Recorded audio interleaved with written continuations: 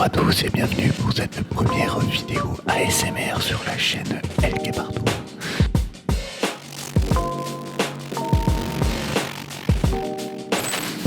Bonjour à tous, aujourd'hui je vous donne 4 astuces pour augmenter votre créativité quand vous êtes débutant en photographie et en vidéo. Allez, c'est parti!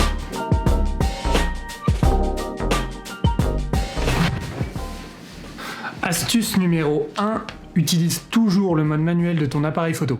Même si ça peut paraître évident pour pas mal de monde, pour les débutants, ça l'est pas forcément. Le mode manuel de ton appareil photo, il va te permettre de régler les 3 principaux paramètres de ton boîtier. Le premier paramètre, c'est l'ouverture du diaphragme. Ça concerne ton objectif. À l'intérieur de ton objectif, tu as une lentille qui fonctionne à peu près de manière similaire à celle de l'œil. Petit arrêt sur image parce que je me rends compte que je vous parle depuis tout à l'heure de lentille alors qu'on a affaire à un diaphragme qui se comporte plutôt comme l'iris de votre œil et non pas comme une lentille. Pour faire entrer plus de lumière, tu as besoin de l'ouvrir. Pour faire entrer moins de lumière, tu as besoin de la fermer. La vitesse d'obturation, ça correspond au temps où ton capteur va être exposé à la lumière. Plus il sera exposé à la lumière, plus ta photo sera lumineuse. Moins il sera exposé à la lumière, moins ta photo sera lumineuse. La sensibilité ISO, c'est la capacité de ton capteur à imprimer la lumière. Plus les ISO seront bas, moins tu auras de lumière qui s'imprimera sur ton capteur. Et inversement, plus les ISO seront hauts, plus il y a de lumière qui va s'imprimer sur ton capteur. C'est une compensation numérique. Donc plus tu vas monter dans les ISO, plus tu vas te retrouver avec du bruit numérique sur ta photo. Donc ça fait des espèces de petits grains et ça le fait aussi sur les vidéos. En mixant ces 3 paramètres, en fait, tu vas pouvoir augmenter ta créativité et arriver à faire des photos comme celle-ci, celle-ci ou celle-ci.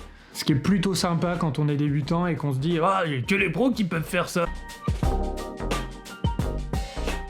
Dans ce point numéro 2, je vais vous dire de partir en balade. Bon, en confinement, c'est un peu compliqué, mais si t'as la chance d'habiter à la campagne, profite, tu dois avoir sûrement un bout de jardin qui traîne par là. Les conditions sont géniales, la lumière est top. Lève-toi tôt, attends pas d'arriver au moment de l'après-midi où le soleil est le plus haut dans le ciel, parce que la lumière sera plongeante, et du coup il y a moins de relief. Les photos deviennent moins sexy, et surtout les couleurs sont plus tristes. Alors que si tu attends la soirée où tu prends ton courage à deux mains, et que tu allumes ton réveil à 7h du matin pour te lever, tu auras la chance de profiter de la Golden Hour.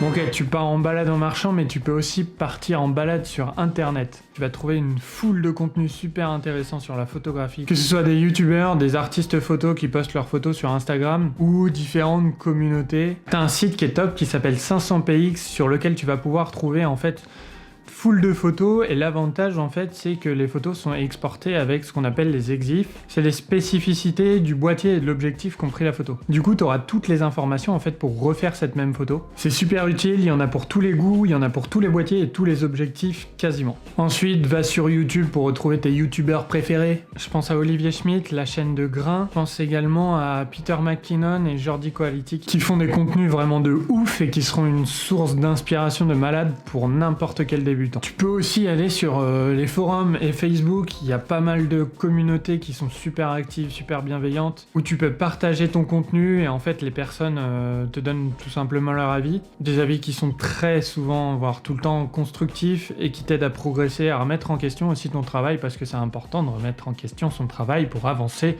continuer dans la vie comme ça, à faire des projets, avancer, trouver des choses, de nouvelles idées, construire finalement. Point numéro 3, applique-toi des contraintes. En fait, ces contraintes vont t'obliger à ruser et à essayer de trouver des solutions, des angles de vue, à essayer de trouver des points précis sur ton paysage ou sur ton portrait ou sur le sujet que tu filmes ou que tu photographies. Ça va t'obliger à faire un effort de créativité. Tu t'en rendras pas forcément compte au début, mais au fur et à mesure en fait de faire cet effort-là, tu vas t'apercevoir que tu auras de plus en plus de créativité sur les sujets que tu traites en photo ou en vidéo. Un autre point qui est sympa aussi, c'est de partir avec un seul objectif. L'idée, c'est idéalement de partir avec un objectif à focale fixe qui t'oblige à changer ton angle de vue, à adapter ta position par rapport à ton sujet. Ça va là aussi t'obliger à trouver d'autres solutions, à essayer de ruser pour avoir la prise de vue que tu souhaites et celle qui te plaît le plus. C'est un petit tips qui va pouvoir t'aider à augmenter ta créativité. On arrive au 4e et dernier point de la vidéo, utiliser des accessoires. Le premier accessoire que vous pouvez changer, c'est votre objectif. En tant que débutant, si vous n'avez pas trop de budget, vous allez faire un petit tour sur le bon coin, vous allez trouver pas mal d'objectifs à pas très cher.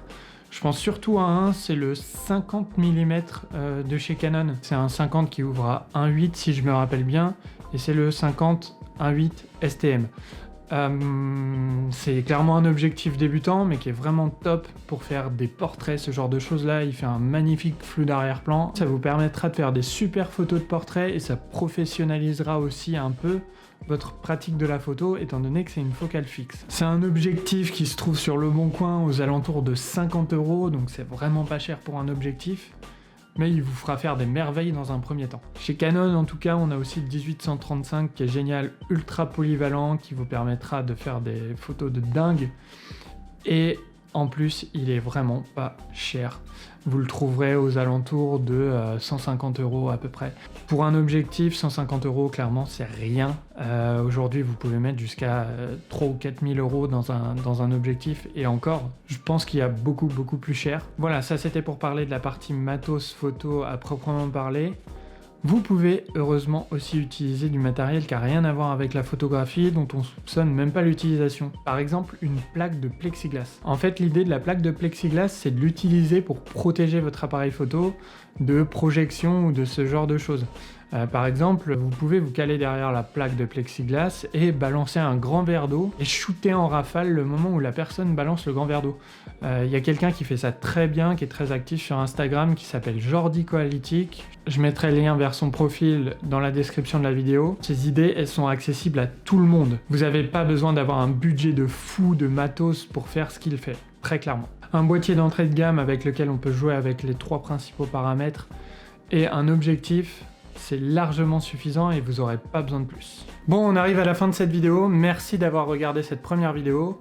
Si ça vous a plu, n'hésitez pas à mettre un petit pouce, un petit truc, un petit machin, un petit commentaire aussi. Pensez également à vous abonner, il y a d'autres vidéos qui vont arriver prochainement. Merci et à la prochaine!